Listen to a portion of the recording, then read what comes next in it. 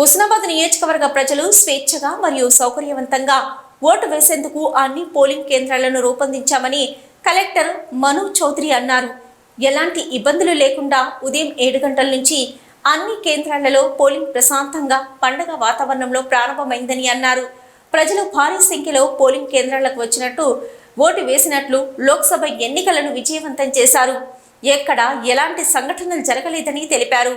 Vote వేసేందుకు ఓటర్లు ఆధార్ కార్డులతో పోలింగ్ కేంద్రాల వద్ద బారులు తీరారు. ప్రశాంతంగా లోక్సభ ఎన్నికలు జరిగాయని అన్నారు.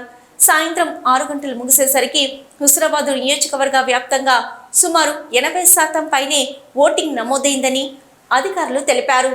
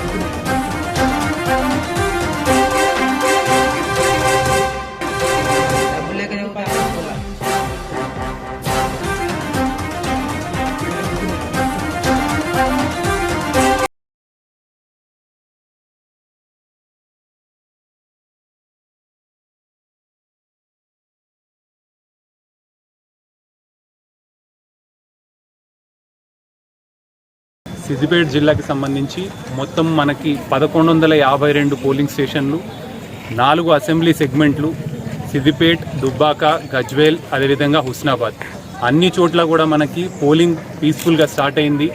ఎక్కడా కూడా ఎటువంటి ఇబ్బంది లేకుండా అన్ని చర్యలు కూడా తీసుకుంటున్నాము. ప్రతి ఒక్క పోలింగ్ స్టేషన్లో కూడా మనకి అన్ని అరేంజ్మెంట్స్ కూడా చేసి ఉన్నాము.